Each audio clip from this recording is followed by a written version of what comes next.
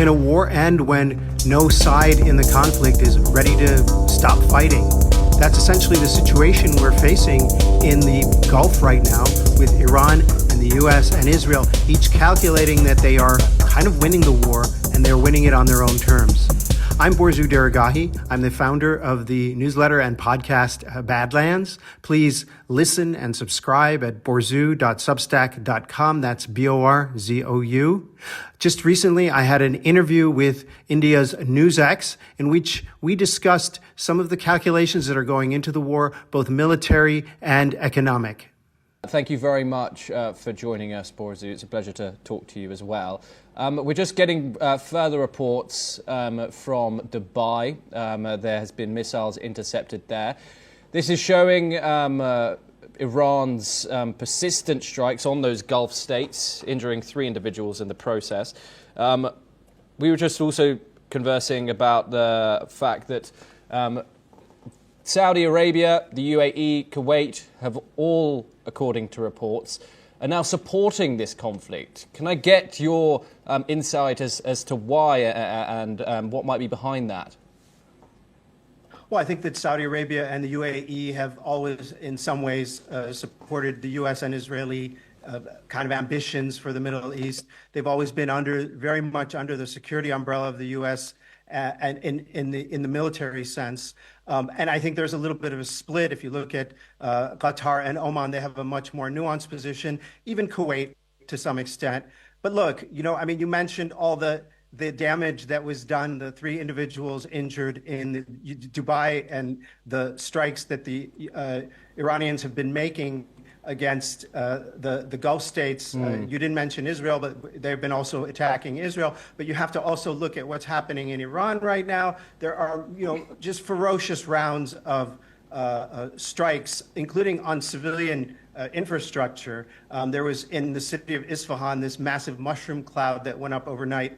And so the Iranians are very angry. The regime is very angry, and more people are becoming kind of nationalistic and rallying around the flag, so to speak. So there's tremendous pressure on the regime itself, in addition to some of the more extreme elements. Even some of the more moderate elements are coming in line. One thing that I've heard from people talking to them in Tehran is they feel very happy when they see Dubai or Tel Aviv burning. They like that because it seems like they're giving punishment to the people who are punishing them. We shouldn't forget that Israel and the United States started this war. They launched it in a kind of Game of Thrones red wedding scenario in the middle of negotiations. They killed the supreme leader, even though he was very unpopular with a huge segment of the population. There is a fanatical devotion to him as well. They also hit a school with 165 schoolgirls in it, boys as well. And this has created a situation where there is a domestic push at this point for this war to continue, in addition to the push by the Gulfies. We're moving over to another front, Iraq, where a strike in the west of the country has killed 2 fighters from the Hashd al-Shaabi alliance, also known as the Popular Mobilization Forces, Iraqi officials have said on Tuesday. 4 others were wounded in the attack, which targeted a checkpoint in Anbar province.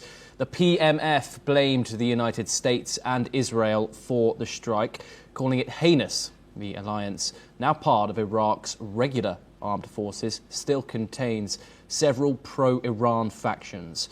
This incident comes amid rising tensions in the region, with US-Iranian dynamics continuing to influence security inside Iraq. Authorities warn that such attacks could fuel further violence and destabilize local communities. Well, Iraq is very much under the sway of the Islamic Republic. There are those militias that you mentioned. There are also elements in the government, in the elected government, that are very pro-Iranian. I think that what is happening is that I don't listen to what Trump says. I don't listen to what Pete Hegseth says. I look at what the troops are doing and where they're moving.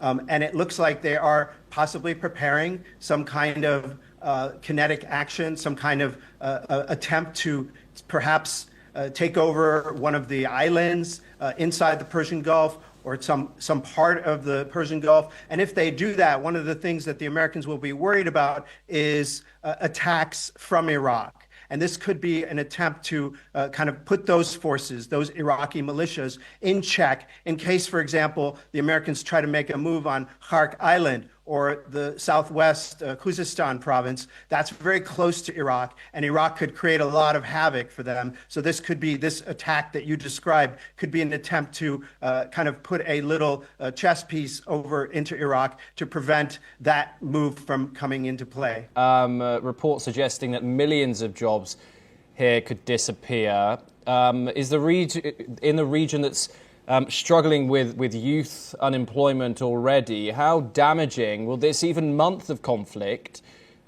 be for the region in general? It's not really about the region. I think the greater impact of this conflict will be felt in countries like Indonesia, the Philippines, Thailand, Latin America, etc. But I want to say that this is the consequence, in a way, the ironic consequence of sanctioning Iran for 30, 40 years. Iran is not part of the global economy. It's not part of the SWIFT banking system. It doesn't have any connection to, there's no official Nike store in Tehran. There's no Shell gas stations. So in a way, they're in a position where they can afford to really, really damage the global economy and create a lot of pain for the entire world because as a punishment for this war. So I don't know if it's going to work. I don't know if it's going to mobilize the world against it. But at this point, if you look at the polling numbers, even in the United States, people are blaming the U.S. for the war, and people are sympathizing wildly with Iran and the Iranian position. So I don't know how bad of a strategy, as Dan was saying, this could be. For now, it seems Iran is content to just damage the world economy from which it has been excluded as a way of pressuring both the U.S. and the West to change their calculations. This has been the Badlands Podcast. Please subscribe at borzu.substack.com. Thank you so much for listening.